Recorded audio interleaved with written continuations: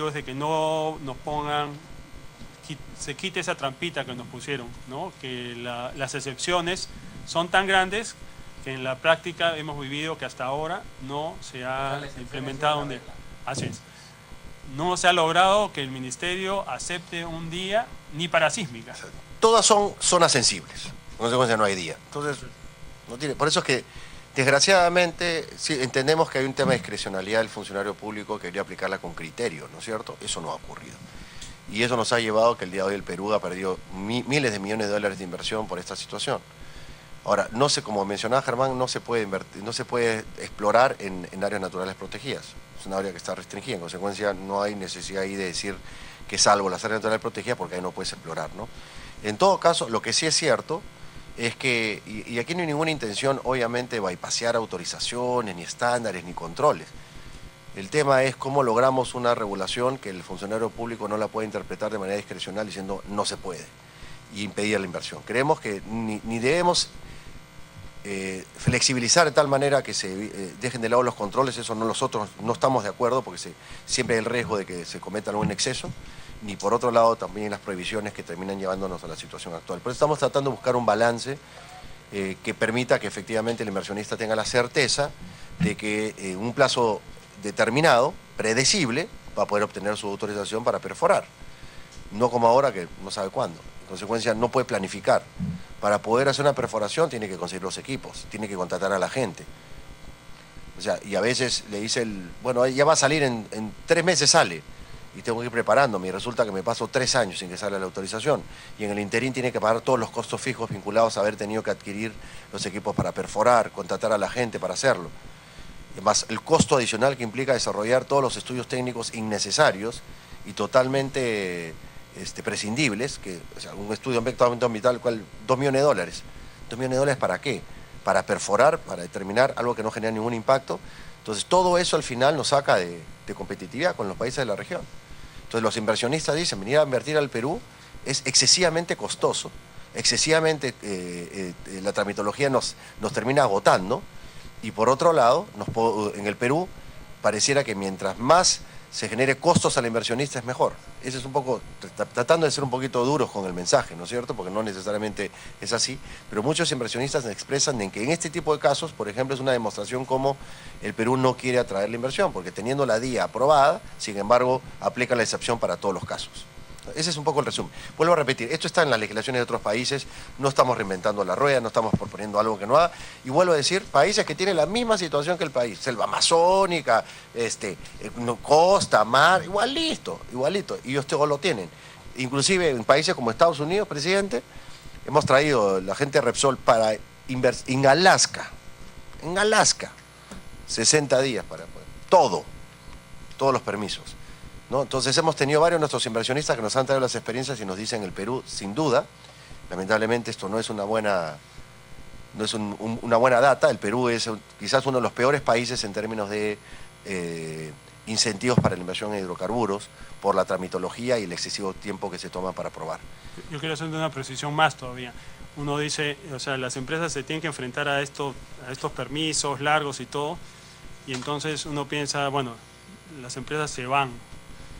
Y además, y las empresas que están acá y están luchando por tratar de obtener esta cadena de permisos y autorizaciones, el gran problema que ha habido es de que ningún funcionario quiere ser destacado para, digamos, una empresa extranjera, ningún funcionario quiere venir a trabajar al Perú, porque frustra su carrera, quema su carrera, porque cuando vienen acá tienen que reportar en la matriz, estoy sacando permisos 1 año, 2 años, y inmediatamente en la matriz dicen, este funcionario es ineficiente, y queman su carrera. Y entonces los mejores funcionarios no quieren venir, o sea, ya hemos llegado a ese colmo, que hasta los funcionarios no vienen, ¿no? Sí, para complementar, lo que está sucediendo es que para la etapa de exploración nos están exigiendo todo lo que nosotros estamos de acuerdo en tener un estudio de impacto ambiental completo para la explotación. Pero en la etapa de exploración como país debemos dar todas las facilidades porque aparte es el ingreso de inversión, pero además desde el punto de vista ambiental son actividades de muy corto tiempo. Entonces son actividades temporales que, de no tener éxito, parte del proyecto es la reposición del medio ambiente donde se ha ejecutado esa actividad. O sea, ya está contemplada la reforestación, ya está contemplada la revegetación de todas las áreas, ya está contemplado esa parte de la inversión en caso no se tuviera éxito. Entonces, el ponerle un periodo de 2 o 3 años para poder iniciar esa inversión, estamos generando un elemento de falta de competitividad del país, en la que las inversiones lo único que hacen es buscar en qué país puedan poder ejecutarse esas inversiones en el menor plazo. Y el Perú en estos momentos, sin este día, no va a poder desarrollar inversiones rápidamente en exploración. Sí, sí, claro. Muchas gracias. Sí, bueno, soy ingeniero pesquero de profesión, soy empresario también. Eso no solamente sucede con los hidrocarburos. En pesquería, para sacar un permiso son 5 años. Y como lo dijo el amigo también, te dicen inicialmente que son unos meses, ¿no? Luego te hacen una prórroga y esa prórroga tiene otra prórroga y otra prórroga, y entonces la gente se cansa, ¿no? En el poco tiempo que tengo, del año y pico que estamos aquí en función, todos los sectores están en desorden. Y eso es lo que no los he escuchado de ustedes de repente por no querer hasta cierto punto chocar con funcionarios. Pero hay funcionarios que no conocen de los temas. Y cuando no son técnicos y son políticos, entonces se traban las cosas. Yo creo que, si bien es cierto, el ministro y los viceministros son cargos políticos, la gente que trabaja con ellos debajo deben ser técnicos. Y técnicos, por supuesto, ejerciendo el control que exige la normativa, porque tampoco no vamos a dejar al libre albedrío para que finalmente pueda haber no solamente una desgracia, sino finalmente un caos, que eso, en lugar de que genere, digamos, una política de Estado acorde a lo que buscamos, sea lo contrario. Pero yo creo que siempre sería bueno y recomendable, por supuesto sin direccionar a nadie, de que haya una reingeniería de personas en los ministerios, ¿no? Porque es necesario, porque siempre se busca justamente agilizar. Y ustedes saben que el país, porque aquí me ha pasado a mí con la emergencia que tuve en Tumbes cuando se cortó el pase terrestre, que para solicitar un puente aéreo, sabiendo que Tumbes estaba cortado, tuve que enviar un documento al ministro de Defensa, sabiendo el ministro y el presidente que estaba cortado y que tenían que hacer un puente aéreo, pero se tuvo que hacer un documento. Entonces, somos un país burocrático, que para todo se necesita tener o accionar con un documento, que es lógico, la formalidad, pero que a estos extremos no podemos llegar. Por eso, así como estamos nosotros en este tema, no solamente es el único sector, por eso el país está totalmente paralizado en todas las inversiones. Lo único que nos está salvando, entre comillas, es la minería, pero que en algún momento llegará también el momento que incluso por precios, ustedes saben que más por oferta que por demanda, nosotros estamos en el mercado. Y eso es lamentable, porque yo creo que la potencialidad que tenemos en el país no la sabemos aprovechar. Y otra cosa, que ya es un tema político, pero que es la realidad, que me gustaría también escucharlo de ustedes. Hay regiones que son pobres, pero son ricas en la explotación, y sin embargo no se ve que se revierta o haya una reinserción económica para ellos.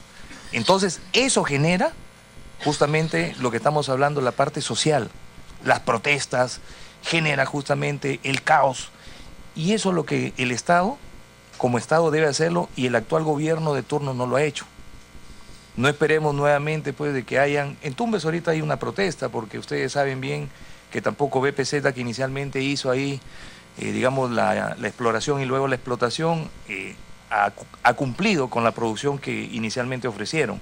Y tenemos el mismo tema del gas, ¿no? De que igual lo ventean o lo queman, y que ese es un problema, porque nosotros también como región queremos ser una región saludable, con una política que lo regule y que no produzca daño finalmente, ¿no?, al ambiente y en este caso a nosotros, los tumbesinos. Pero yo creo que hay cosas que, más allá de lo técnico que los he escuchado, ya ustedes deben también entrar a tallar cuando se converse con los ministros o con el Consejo mismo de Ministros, porque esto no puede paralizarse por la ineficiencia, discúlpenme el término, de algunas personas que están ahí por un puesto de trabajo de confianza, ¿no? Ese era solamente mi aporte, ¿no? Pueden continuar.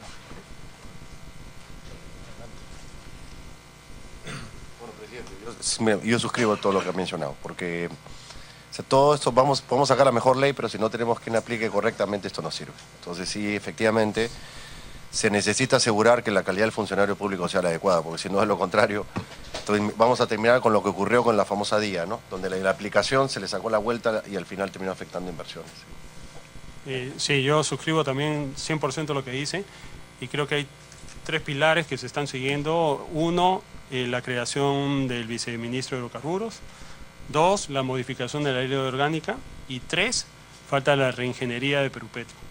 Si Perupetro, que es nuestro socio, como es el funcionario con el que negociamos y se aplica esto, si no se hace una reingeniería ahí, el sector no va a salir adelante. Pero estamos avanzando y agradezco mucho lo que está haciendo el Congreso. ¿Sí? Evidentemente esa es una situación tal como la señala el señor Canto Arias y usted también. Es evidente que se necesita hacer una reingeniería generalizada en el Estado, ¿no? Y esto parte por capacitaciones y también parte por un hecho muy concreto, ¿no? Que tal vez es políticamente incorrecto decirlo, pero parte por una política de salarios razonable, porque digamos los niveles de ingresos que tienen las personas que trabajan tanto en los ministerios como en las diferentes instituciones normalmente es tan baja que digamos tal vez los mejores no van al sector público o a esas entidades que son realmente importantes para el desarrollo, precisamente por los costos, porque van más a la actividad privada. Y eso también es verdad, ¿no? Pero bueno, esa ya es una reflexión de otro tipo. Sí, de acuerdo, y bueno, yo simplemente me tomo un comentario. Yo trabajé en el gobierno del presidente Fujimori y la verdad que en esa época había una oportunidad de atracción de talento.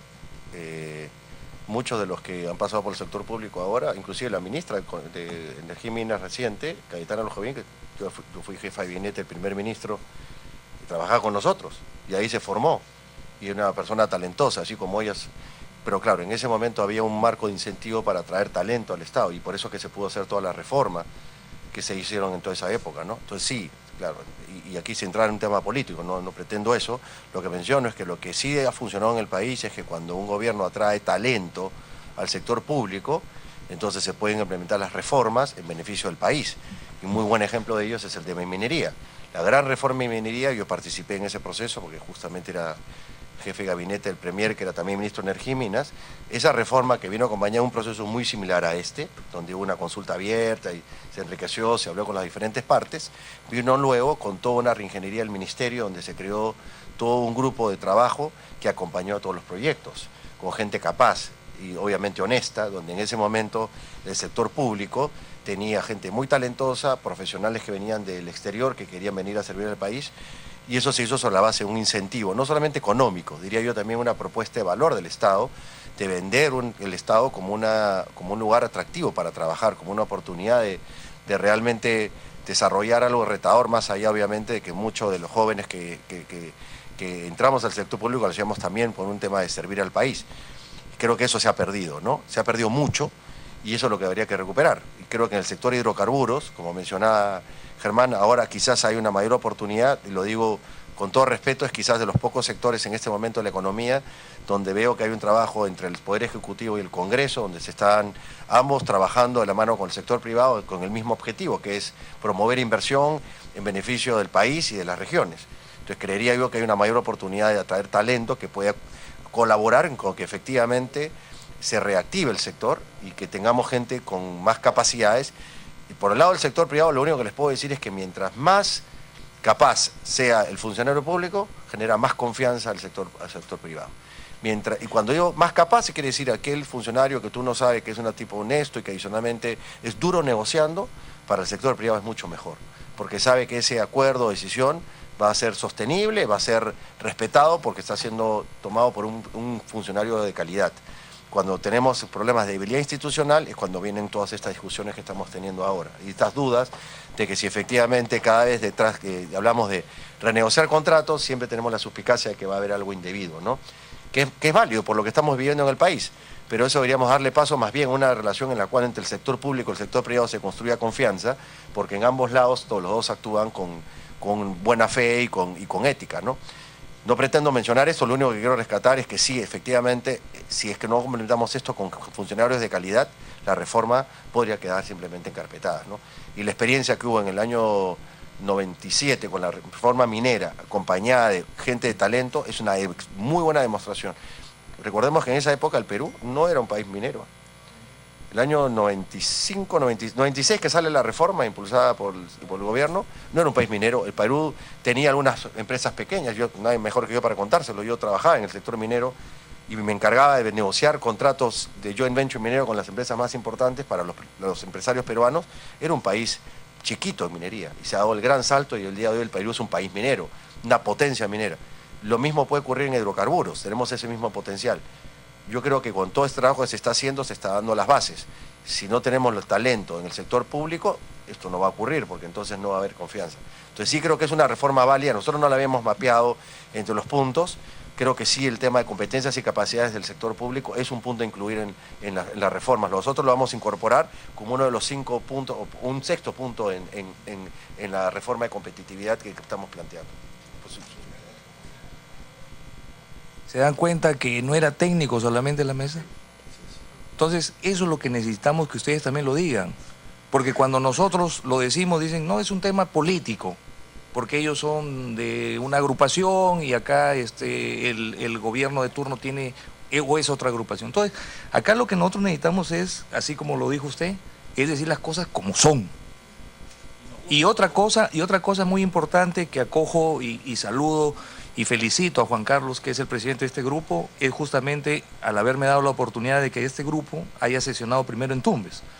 Porque esa es otra cosa que es muy importante. La población tiene mucho desconocimiento. Y ahí se origina la parte, como estamos hablando, social.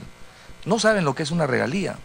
Sin embargo, tenemos un periodismo regional que salen a hablar de regalías cuando no saben cuál es el concepto y confunden a la gente. ¿Me entienden? Entonces, pero cuando estas mesas de trabajo van para no solamente orientar a la persona, sino también para escuchar sus opiniones, nosotros nos enriquecemos y podemos consensuar lo que estamos buscando. Como ya se ha dicho, hasta el año 96 o 97, Perú ni existía como país minero, ahora es una potencia. Y a eso es lo que quería llevar. El Perú es un país rico, naturalmente, en muchas cosas, y no es la excepción. Por si acaso, pónganle puntería a Tumbes con el gas. Ojalá también por ahí puedan apoyarnos. Sí, por favor.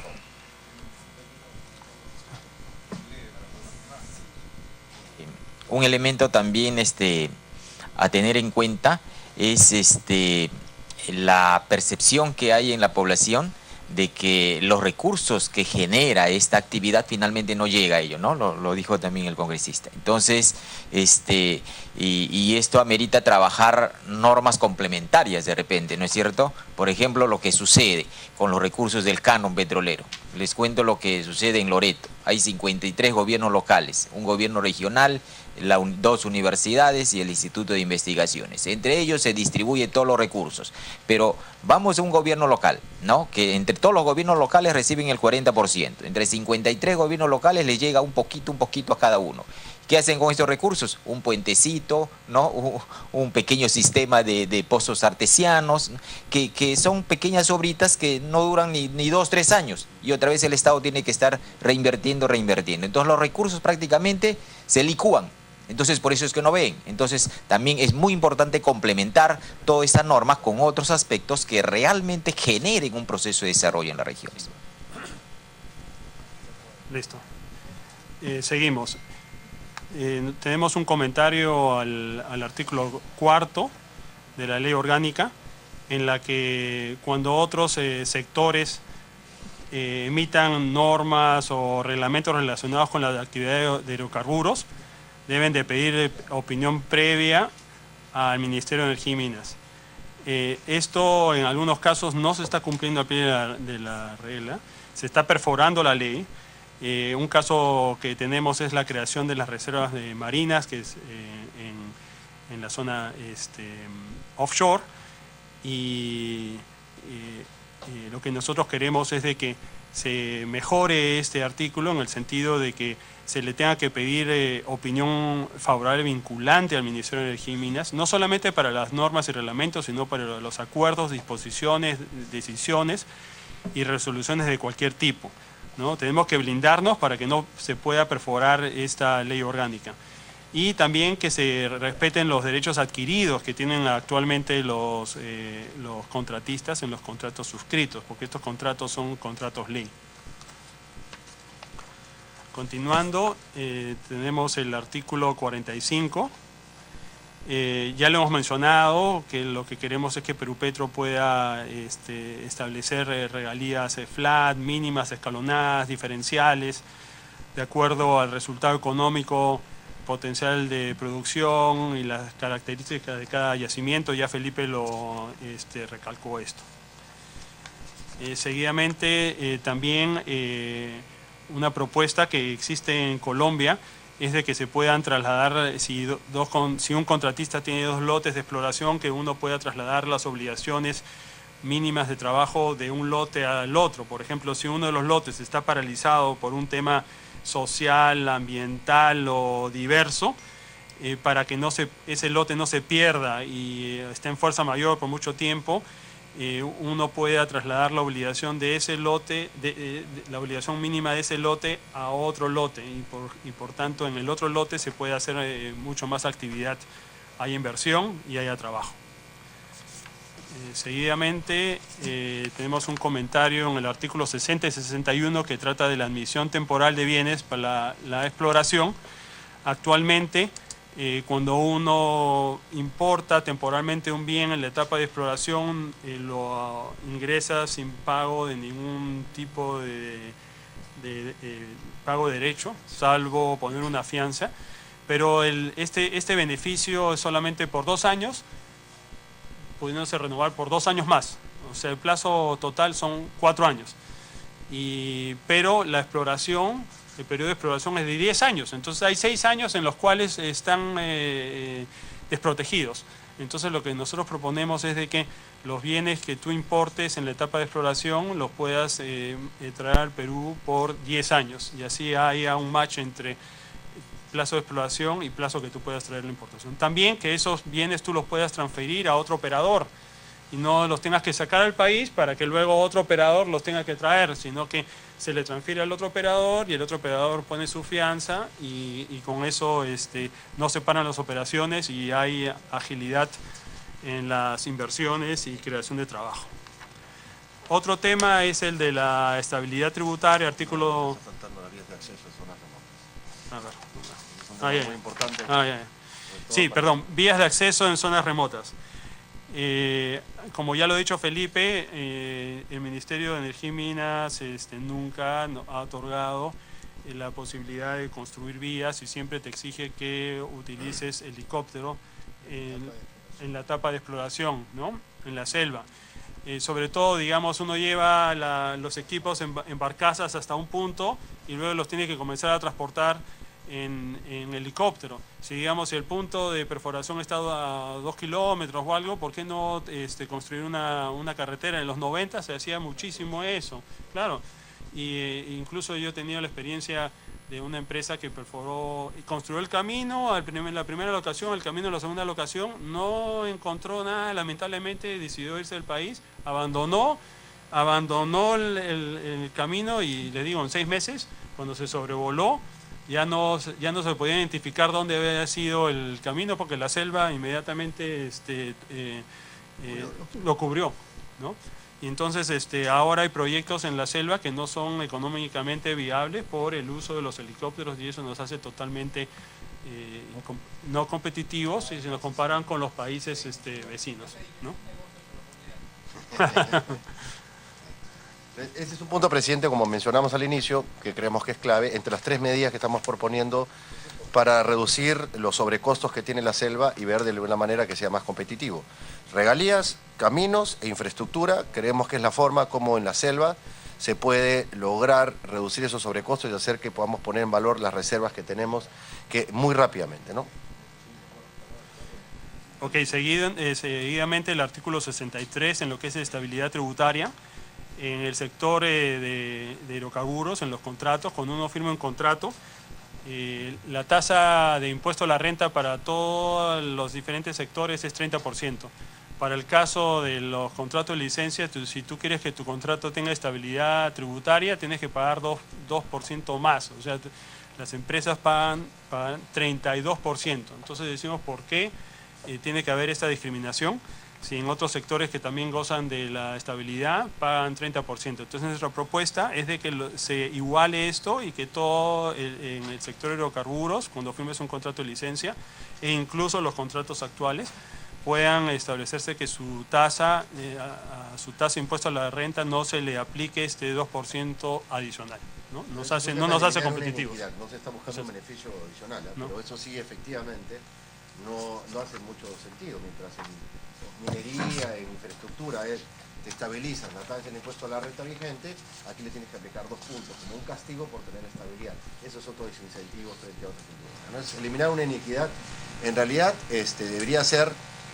Quizás la propuesta concreta es eliminar el artículo tal que menciona esa aplicación de ese 2%, que no, como veo a repetir, genera una inequidad que no tiene ninguna sustento.